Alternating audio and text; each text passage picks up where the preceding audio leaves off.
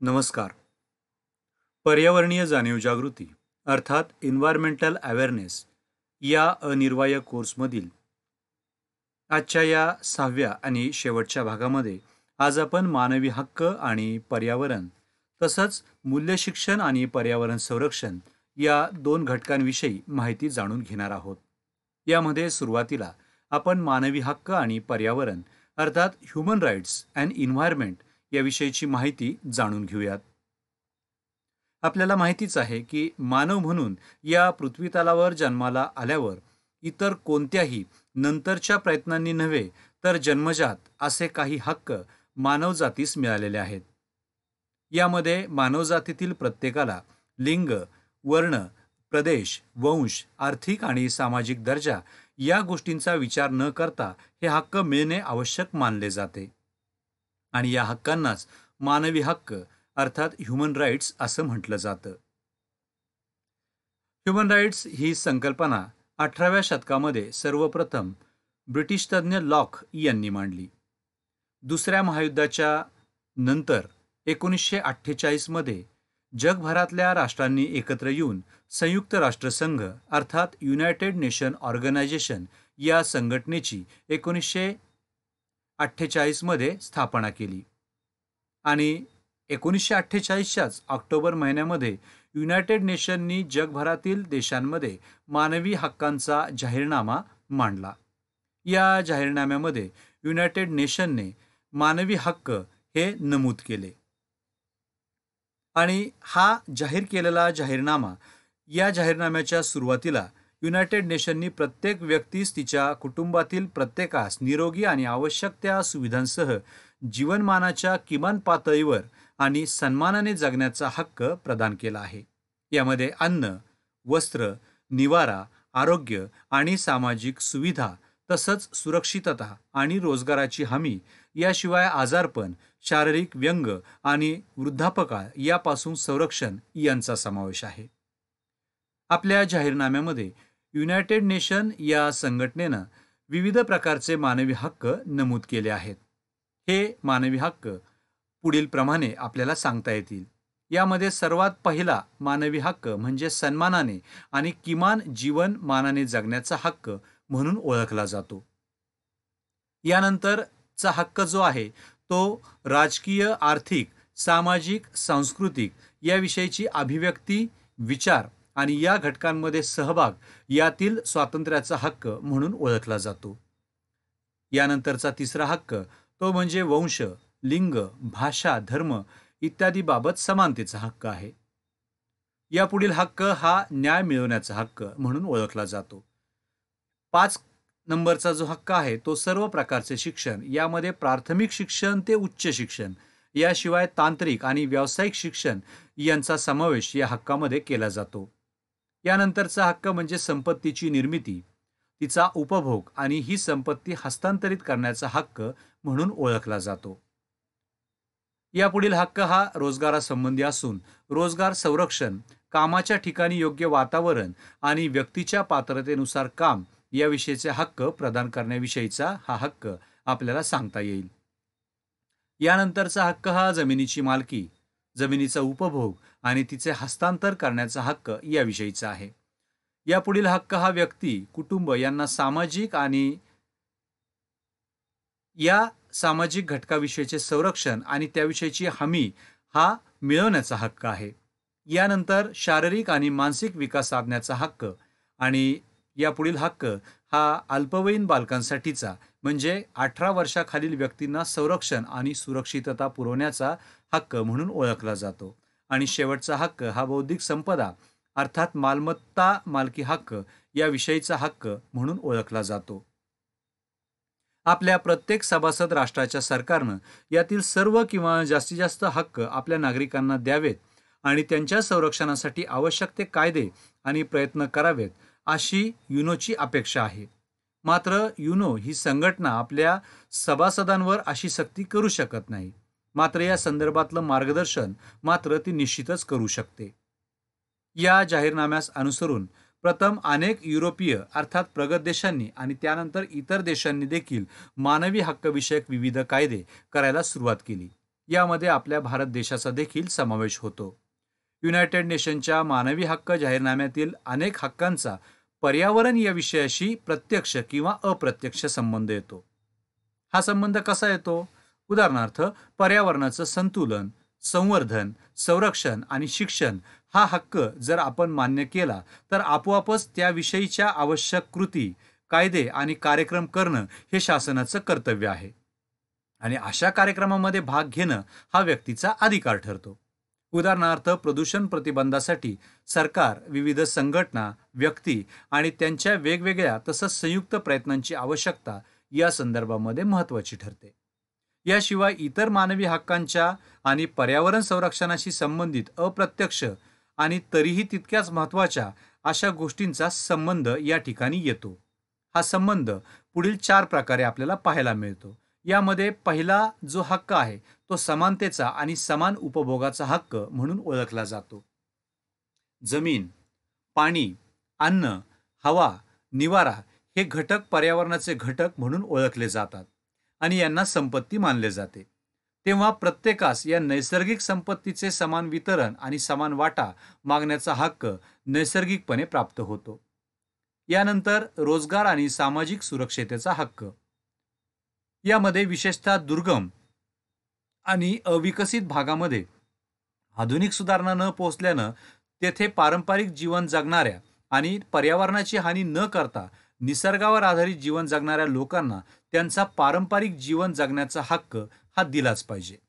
आणि आपण सध्या पाहतोय की विकासाच्या नावाखाली या भागांमध्ये प्रचंड प्रमाणामध्ये हस्तक्षेप होत आहे आणि या घटकामुळेच तिथे राहणाऱ्या लोकांच्या बाबतीमध्ये किंवा विशेषतः अप्रगत किंवा अविकसित देशातील बहुसंख्य गरीब आणि भावी पिढ्यांसाठी पर्यावरण संपदेची उधळपट्टी ही थांबवणं, तिचं समान वाटप करणं आणि तिचा काटकसरीने वाटप करणं ह्या गोष्टी देखील तितक्याच महत्त्वाच्या आहेत.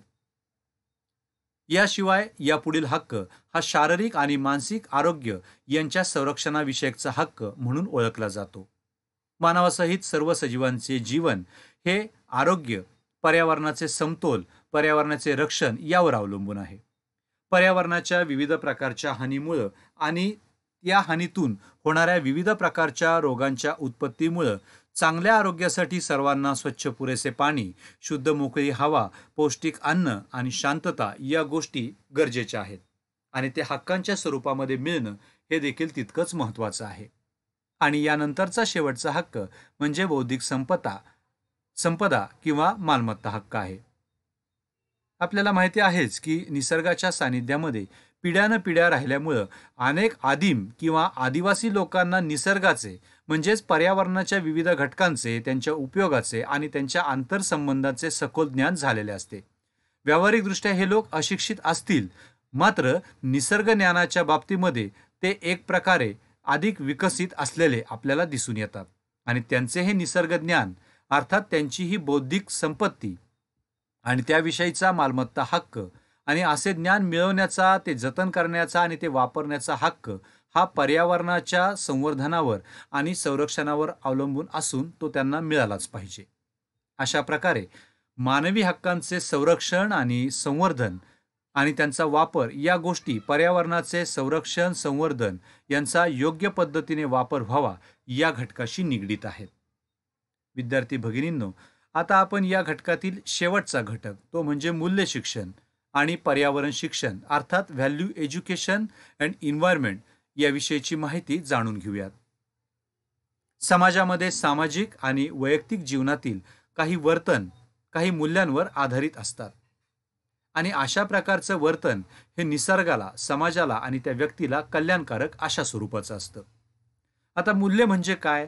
तर मूल्य म्हणजे हितकारक आणि कल्याणकारक अशी आदर्श तत्व असतात आणि अशा मूल्यांकडे जर दुर्लक्ष झालं तर त्या समाजाचा ऱ्हास होतो. अशी मूल्य लहान वयातच जर व्यक्तीच्या बाबतीमध्ये या मूल्यांचा परिचय झाला तर त्याचा दीर्घकालीन आणि चांगला परिणाम होऊन मोठेपणी देखील अशा व्यक्तीचं वर्तन हे कल्याणकारी स्वरूपामध्ये घडलेलं आपल्याला दिसून येतं. आणि या सर्व गोष्टींचा विचार करून आपल्या महाराष्ट्र शासनानं 1990 या दशकामध्ये प्राथमिक शाळांच्या अभ्यासक्रमामध्ये मूल्य शिक्षण या विषयाचा समावेश केला. विद्यार्थ्यांच्या अभ्यासासाठी राष्ट्रीय पातळीवरची मूल्य, त्या व्यतिरिक्त सामाजिक पातळीवरची मूल्य आणि वैयक्तिक पातळीवरची मूल्य निश्चित केली. यामध्ये राष्ट्रीय पातळीवरील मूल्यांमध्ये राष्ट्रीय एकात्मता आणि राष्ट्रभक्ती, सामाजिक पातळीवरील मूल्यांमध्ये सर्व धर्म समभाव, सौजन्यशीलता, स्त्री पुरुष समानता आणि संवेदनशीलता या घटकांचा समावेश केलेला आहे. तर व्यक्तिगत पातळीवरील मूल्यांमध्ये वक्तशीरपणा, नीटनेटकेपणा, श्रमप्रतिष्ठा, वैज्ञानिक दृष्टिकोन अशा 10 मूल्यांचा अभ्यास निश्चित केला आहे. यापैकी अनेक मूल्यांचा संबंध हा पर्यावरणाशी येतो. तर तो कसा येतो या गोष्टीचा जर विचार आपण केला तर साधारणपणे नीटनेटकेपणा हा व्यक्तिगत पातळीवरील स्वच्छता आणि नीटनेटकेपणा या मूल्याशी निगडीत आहे.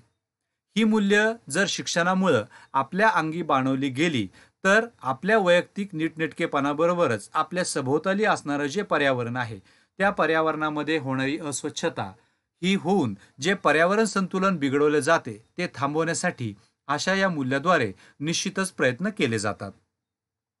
या व्यतिरिक्त वैज्ञानिक दृष्टिकोन हे मूल्य देखील तितकेच महत्त्वाचे आहे. यामध्ये प्रत्येक गोष्ट ही स्वतःच्या निरीक्षणानं तपासून त्यानंतर त्याच्या सत्यतेचा, त्याच्या परिणामांचा आणि या सर्व कसोट्यांवर हे घटक तपासून घेऊन मग निर्णय घेण्याचा जर वैज्ञानिक दृष्टिकोन लहान वयामध्ये जर अंगी बाणवला गेला तर पर्यावरणातील अनेक लहान मोठ्या घटकांचे आंतरसंबंध, त्यांचं महत्त्व, जैविक विविधता ते जतन करण्याची गरज आणि पर्यावरणाचा समतोल राखणं याविषयीची माहिती अगदी लहान वयामध्येच उपलब्ध होते. यानंतरचा घटक तो म्हणजे श्रमप्रतिष्ठा. पर्यावरण संरक्षण, पर्यावरण संवर्धन आणि प्रदूषण प्रतिबंध यासाठी अनेक कामे ही कष्टाची आणि शरीर मेहनतीची आहेत. उदाहरणार्थ नदीचे पात्र किंवा जलाशय स्वच्छ करण्यासाठी, त्यामध्ये साठलेली घाण काढून टाकण्यासाठी, या व्यतिरिक्त वनसंवर्धनासाठी किंवा झाडं लावण्यासाठी खड्डे खोदणं, त्यांची निगा राखणं, परिसर स्वच्छ करणं, दुर्गम जंगलामध्ये फिरून वनस्पती आणि प्राणी यांची माहिती नोंदवणं या सर्व घटकांसाठी श्रमप्रतिष्ठा अर्थात कष्ट करणं हा घटक महत्त्वाचा आहे. आणि हे मूल्य जर लहानपणापासून आपल्या अंगी बाळगले तर अशा श्रमाची लाज वाटणार नाही आणि हे श्रम करण्यासाठी टाळाटाळ देखील करावीशी वाटणार नाही आणि यामधून आपल्याला पर्यावरणाचं संरक्षण करता येईल हा घटक महत्त्वाचा ठरतो. यानंतरचा पुढचं मूल्य आहे ते म्हणजे संवेदनशीलता अर्थात सेन्सिटिव्हपणा. हा गुण मानव आणि इतर सजीवांच्या बाबतीमध्ये एक महत्त्वाचं मूल्य आहे.